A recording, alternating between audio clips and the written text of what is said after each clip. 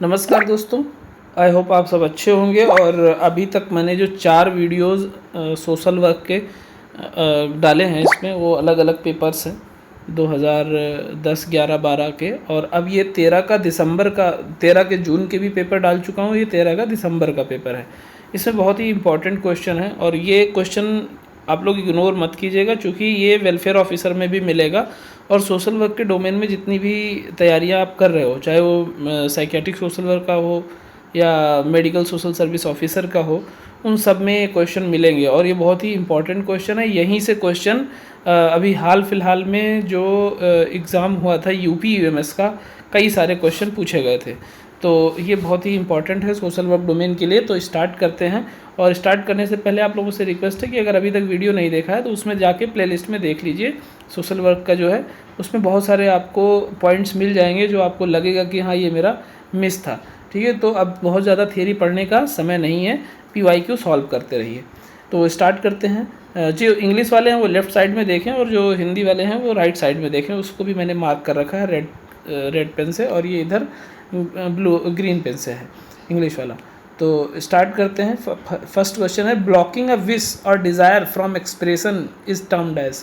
यानी जब हम कोई अपनी अभिलाषा है या इच्छा है उसको अभिव्यक्त नहीं करते हैं, उसको जो है दबा देते हैं, उसको क्या बोलते हैं? रिप्रेशन।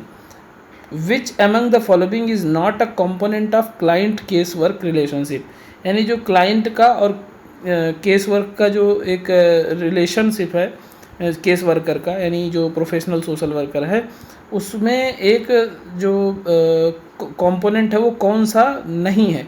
तो ऑटोनॉमी होती है, कॉन्फिडेंशियलिटी होती है, एम्पैथी भी होती है, बट सिंपैथी नहीं होती है। तो हमेशा जब एक प्रोफेशनल रिलेशनशिप में आप होंगे तो वहाँ एम्पैथी एक्सप्रेस करना है, सिंपैथी नहीं एक्सप्रेस करना है। नेक्स्ट है third, which is the first settlement in UK which is associated with group work. तो टॉयनबी हॉल जो था वो ग्रुप वर्क से एसोसिएटेड था। Social learning theory is associated with. तो social learning theory Albert Bandura का भी जो था वो सोशल लर्निंग थियरी था, जूलियन रोटर का भी सोशल लर्निंग थियरी है, और वाल्टर मिशेल का भी सोशल लर्निंग थियरी है। Amartya Sen is associated with which of the following concept. तो इसमें जो बेस्ट आंसर होगा वो ह्यूमन राइट्स होगा। वैसे इन्होंने इकोनॉमिक राइट्स यानी इकोनॉमिक राइट्स पे भी जो है अपना थियरी दिया हुआ था। तो ह्यूमन राइट्स और इकोनॉमिक राइट दोनों है, बट इसमें बेस्ट ऑप्शन ह्यूमन राइट पे जाएगा। 6 है, which among the following is not a symptom of schizophrenia. तो स्किज़ोफ्रेनिया में पैरानोइया होता है, ऑडिटरी हेलुसिनेशन भी होता है, डिसऑर्गेनाइज्ड थिंकिंग भी होती है, बट वोकेशनल फंक्शन नहीं होता है। पैरानोइया मतलब कुछ जो है ऑकवर्ड बिहेवियर हो जाता है, कुछ उसमें सिम्टम्स एड ऑन हो जाते हैं। और जो ऑडिटरी हेलुसिनेशन होता है उसमें कान में आवाज़ें सुनाई देने लगती हैं जो वास्तविकता में होती नहीं है, यानी रियलिटी से कट जाता है पेशेंट। और उसके बाद डिसऑर्गेनाइज्ड थिंकिंग में वो जो भी सोचेगा वो कोई भी चीज़ें ऑर्गेनाइज्ड वे में नहीं सोचेगा, यानी उसमें जो उसकी थिंकिंग होगी वो स्प्लिट हो जाती है। अभी थोड़ी देर में अपने करियर के बारे में सोच रहा है, थोड़ी देर बाद हो सकता है कुछ और सोचने लग जाए। तो ये सारी कंडीशन होती है स्किज़ोफ्रेनिया का। Mean difference is also called as. तो मीन डिफरेंस को वेरिएंस बोलते हैं। Which of the following is an anti social element. तो गैंग जो है वो एंटी सोशल एलिमेंट है। 9th, the review of questioner with the object of increasing accuracies. तो इसको एडिटिंग बोलते हैं। 10th question, the book entitled to treaties on civil government. तो ये जॉन लॉक का है। 11th, the employees provident fund act, EPFO act जिसको बोलते हैं, मिसलिनियस प्रोविज़न एक्ट, ये 1952 में आया था। तो इस तरीके से 11 हो गया। 12 पे आते हैं। Social group work as a method does not help. तो किस में नहीं हेल्प करता है? Community to solve problems of groups in a community. बाकी individual to enhance social functioning through purposeful group experience, provide a context in which individuals help each other, individuals and groups to influence and change social situations। तो बाकी चीज़ें करता है एक social group worker, group बना के, बाकी ये चीज़ नहीं होता भी। 13th है, who propounded that social action is mass betterment through propaganda and social legislation, a method of bringing about a change in the social environment of the client. तो ये मैरी रिचमंड का स्टेटमेंट है। उसके बाद में next है 14th, which article of constitution of India suggest for the protection from social injustice and all forms of exploitation and promotion of economic and educational interest of the weaker section of the people. तो ये सारा जो भी social security की चीज़ें हैं वो article 46 में है। नेक्स्ट क्वेश्चन है आर्टिकल 44, आर्टिकल 45, आर्टिकल 47 भी आप लोग देख लेना, बहुत ही इंपॉर्टेंट है। Example of personality test includes, तो पर्सनालिटी टेस्ट मिनीसोटा मल्टीफेजिक भी होता है, इसको MMPI बोलते हैं, मिनीसोटा मल्टीफेजिक पर्सनालिटी इन्वेंट्री, ये इसमें MMPI लिखा भी फुल फॉर्म। उसके बाद में रोरसैक इंकब्लॉट टेस्ट, थीमेटिक परसेप्शन टेस्ट जिसको TAT भी बोलते हैं शॉर्ट फॉर्म में। तो ये तीनों जो टेस्ट हैं इससे पर्सनालिटी टेस्ट होती है, जो कि एक प्रोफेशनल क्लिनिकल साइकोलॉजिस्ट ही करते हैं। उसके बाद में 16th है the largest professional social work association in the United States is National Association of Social Workers. Next question पे आते हैं 17, the central government scheme to prevent trafficking of women and children from commercial sexual exploitation is, तो ये Ujjwala scheme के तहत है। उसके बाद में conscientization model is associated with, conscientization Paul Freire का है। मैरी रिचमंड का क्या है, सोशल डायग्नोसिस।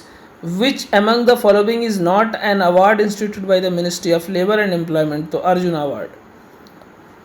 बाकी Shram award, national safety award, Vishwakarma award, ये जो है ministry of labour and employment के थ्रू होता है, अर्जुन अवार्ड नहीं होता है। 20 है the flexibility in handling changes is termed as, तो इसको अडेप्टेबिलिटी बोलते हैं, यानी अपने अंदर जो है अनुकूलनशीलता का स्वभाव लाना जो है ये फ्लेक्सिबिलिटी कहलाता है। The two main forms of social stratification are caste and class, यानी जाति और वर्ग के आधार पे सामाजिक स्थिरीकरण होता है। 22 the book social diagnosis was written by Mary Richmond, ये बहुत ही इजी क्वेश्चन है, इसके बारे में सभी को पता होगा। 23 है the points of scatter plots will seam randomly distributed among the quadrants when little correlation exists between the variables. 24 है the specific characteristic of a subject that assumes one or more different values is called variable. International women's year ये कब मनाया गया था, 1975। The chronic condition present from birth with impaired adaptation towards daily demands is mental retardation. Mental retardation का अब नाम जो हो गया है वो हो गया है IDD, intellectual disability disorder. Repression is also known as, तो रिप्रेशन क्या है, inhibition of threatening impulses. Repression एक तरीके से डिफेंस मैकेनिज्म भी है। 28 से the base of age pyramid in India is broad due to, तो जो बेस है पॉपुलेशन पिरामिड का वो ब्रॉड है, चौड़ा है, क्यों, क्योंकि इस हाई बर्थ रेट की वजह से। तो अब बर्थ रेट तो डाउन भी हुआ है। नेक्स्ट क्वेश्चन पे आते हैं 29, difficulty in falling asleep is called, तो सोने में प्रॉब्लम होना ही इंसोम्निया कहलाता है। एनोरेक्सिया नर्वोसा जो होता है वो ईटिंग डिसऑर्डर है। बुलिमिया नर्वोसा भी ईटिंग डिसऑर्डर है। हाइपोसोमनिया, हाइपोसोमनिया मतलब नींद कम आना, हाइपरसोमनिया ज़्यादा आना। नेक्स्ट है 30 है पब्लिक इंटरेस्ट लिटिगेशन यानी PIL as a concept originated in, तो PIL कहाँ से स्टार्ट हुआ, USA से। The book social work philosophy is written by Herbert Bisno. 32 है who amongst the following is a leading contributor to our understanding of groups as a system, तो Talcott Parsons. Which one of the following is not a correctional programme, तो correctional programme क्या नहीं है, community based youth club, ये correctional programme नहीं है। बाकी prison welfare services, anti beggary programme, special school for juvenile offenders, ये जो है करेक्शनल प्रोग्राम्स में आते हैं। साइको सोशल थियोरी किसने दी थी, तो Hamilton. Psycho social theory was propagated bye, इसमें जैसे स्किनर है, सिगमंड फ्रायड है, पर्लमैन है, तो ये तीनों ने तो नहीं दी है। बट अब साइको सोशल थियोरी जो है, psycho social theory of personality जो थी वो दी थी एरिक एरिक्सन ने। यहाँ पे एरिक एरिक्सन है नहीं, तो हैमिल्टन ने भी साइको सोशल थियोरी दी हुई थी पर्सनालिटी की, तो इसलिए यहाँ पे हैमिल्टन हो जाएंगे। उसके बाद में 35 which helps in reclassification of variables and causal influences, तो इसको एनालिसिस ऑफ डाटा कहेंगे। The influence of one variable on the other then can be analyse by using regression, 37 है which among the following does not come under probability sampling, तो probability sampling में नहीं आता है purposive sampling. बाकी stratified sampling, cluster sampling, simple random sampling ये probability sampling में आता है और इसको जो है purposive sampling sorry non purposive sampling में रखते हैं। उसके बाद में नेक्स्ट क्वेश्चन है 38 which one of these are techniques of social case work, तो सोशल केस वर्क का यूनिवर्सलाइजेशन और इनकरेजिंग ये टेक्निक है। नेक्स्ट है 39 to carry out brokers role the social worker identifies client needs, assess their motivation and capacity to use various resources and helps them gain access to the most appropriate resources. Next है 40 which of the following is the most important task of an effective group leader, तो एक effective group leader के अंदर क्या चीज़ होनी चाहिए, assert group to achieve the desired goals. Latent learning is an example of cognitive learning.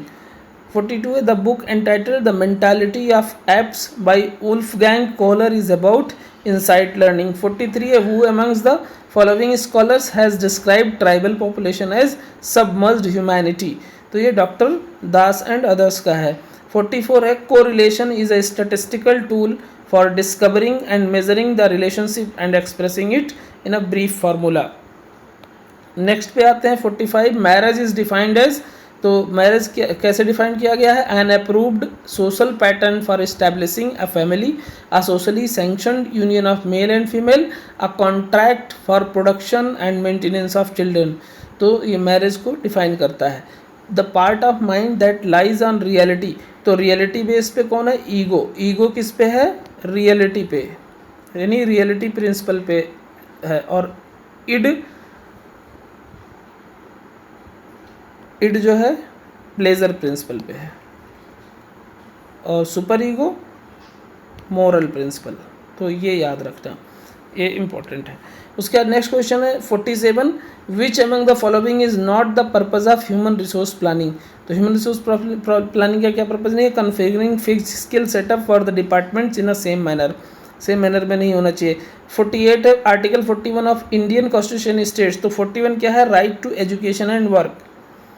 47 classical conditioning Ivan Pavlov का. Maslow का क्या है, मोटिवेशन. सिगमंड फ्राइड का psychosexual developmental stages. Next question है गोल्डन ट्राइंगल क्या है, तो golden triangle known as a set of 3 countries producing heroin, तो जो गोल्डन ट्राइंगल है वो हेरोइन प्रोड्यूस करता है, और वो कौन है, TLM यानी T से थाईलैंड, और L से लाओस, और M से म्यांमार, और जो गोल्डन क्रिसेंट है वो PAI याद रखना, पाक, अफगानिस्तान और ईरान. ये जो है अफीम पैदा करते हैं, अफीम का प्रोडक्शन बहुत ज़्यादा करते हैं. नेक्स्ट क्वेश्चन है मैच करने वाला सोशल वर्क टूल, इसमें इंटरेक्शन जो है एक सोशल वर्क टूल में आ जाएगा. सोशल वर्क टेक्निक क्या हो जाएगा, एक इंटरव्यू है जो कि सोशल वर्क टेक्निक है. सोशल वर्क मेथड हो जाएगा social action. Social work field हो जाएगा लेबर वेलफेयर.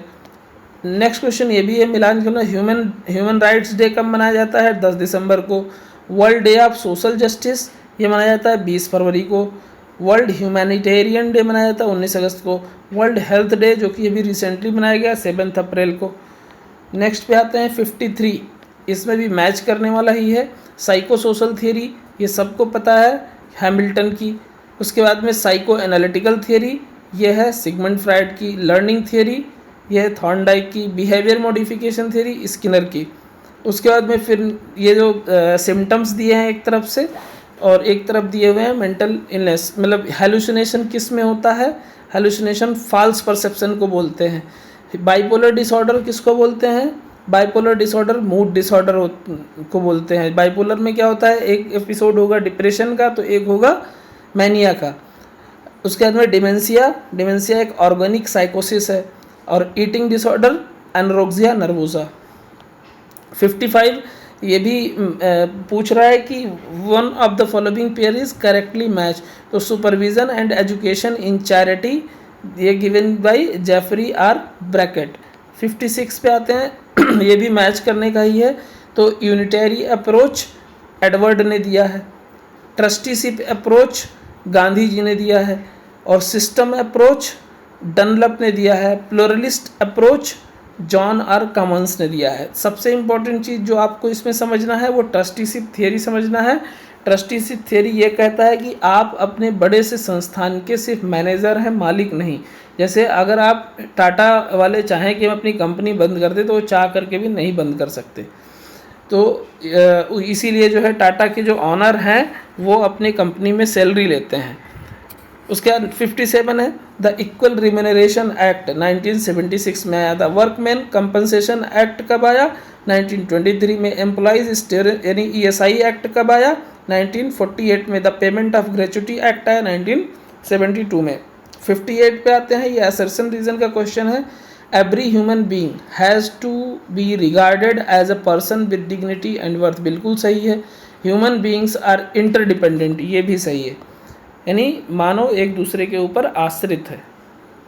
59 पे आता है which one of the following is not an objective of field work. तो to work as member of staff at the agency, ये इसका जो है फील्ड वर्क का ऑब्जेक्टिव नहीं है, बाकी फील्ड वर्क के ऑब्जेक्टिव हैं। 60 है human beings are not subservient to the state because all human beings are born free and equal in dignity and rights.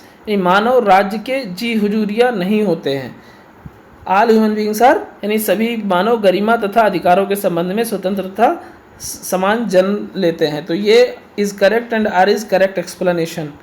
उसके बाद में 61 है research studies overlapping one another are undertaken quite often for want of adequate information because duplication of research studies result in plagiarism। तो A और R दोनों correct है, R correct explanation A का नहीं है।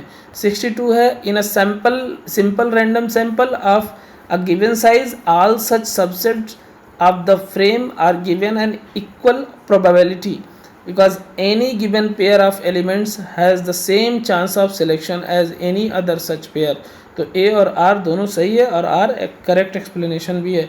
63 है personality is the particular combination of emotional attitudinal and behavioural response patterns of an individual because personality refers to enduring personal characteristics that are revealed in a particular pattern of behavior in a variety of situation। तो ये और R दोनों correct है।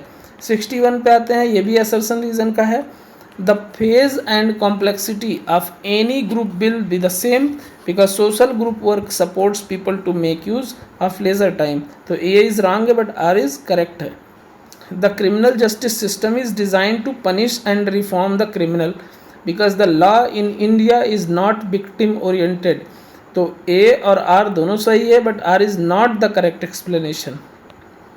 66 है following are the steps of social research, arrange the step to prepare a plan of research study. तो सबसे पहले हम क्या करते हैं, प्रॉब्लम फॉर्मुलेशन करते हैं, फिर ऑब्जेक्टिव्स डिफाइन करते हैं, फिर हाइपोथेसिस बनाते हैं, फिर डाटा कलेक्ट करते हैं, फिर प्रोसेसिंग करते हैं और एनालिसिस करते हैं डेटा का, उसके बाद में रिपोर्ट राइटिंग करते हैं। Identify the correct sequence among the following. 67 है, तो सबसे पहले रिक्वायरमेंट, फिर सिलेक्शन, फिर इंडक्शन, फिर placement. Arrange the different phases of disaster management correct sequence. तो डिजास्टर मैनेजमेंट में सबसे पहले कम्युनिटी बेस्ड प्रिपेयर्डनेस करते हैं, यानी तैयारियां करते हैं, जैसे अगर कोई डिज़ास्टर आए तो उसमें कैसे कैसे बचना है। Warning messages on the impending disaster, फिर वार्निंग देते हैं, इवैक्यूएट करते हैं, फिर रेस्क्यू करते हैं, उसके बाद में रीसेटलमेंट करते हैं, देन रिहेबिलिटेशन करते हैं।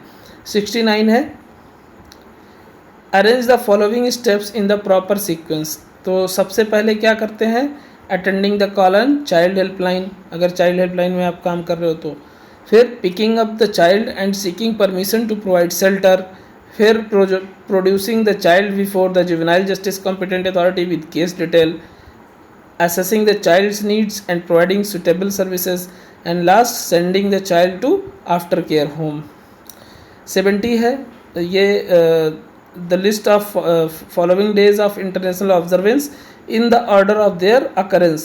तो world mental health day, international day of older person, world food day, international day of girl child. तो सबसे पहले क्या आएगा, international day of older person, ये कब आता है, 1 अक्टूबर को। उसके बाद में वर्ल्ड मेंटल हेल्थ डे आता है 10 अक्टूबर को, तो ये दूसरे पे हो जाएगा। उसके बाद में चौथा international day of girl child, और फिर वर्ल्ड फूड डे है लास्ट में। तो इस तरीके से 70 क्वेश्चन हो गए। अब ये 71 to 75 जो है ये है एक आर्टिकल है, पैसेज है। As ageing can generally be described as the process of growing old and is an intricate part of the life cycle, यानी एजिंग के ऊपर है, जब आपका उम्र बढ़ रहा होता है, बुढ़ापा आ रहा होता है, तो उसके ऊपर है। तो ageing is basically the result of a demographic transformation which is two dimensional. The reason for a growing poverty and deprivation among the aged in the country is absence of proper safety nets. 73 the deprivation among elderly include 1 and 3 correct है, तो poverty and social inferiority and social isolation and physical weakness. 74 है factors responsible for the present states of elderly, इसमें socio-economic insecurity and growth of individualism. 75 है which of the following is considered as a major risk of ageing in developing countries, poverty.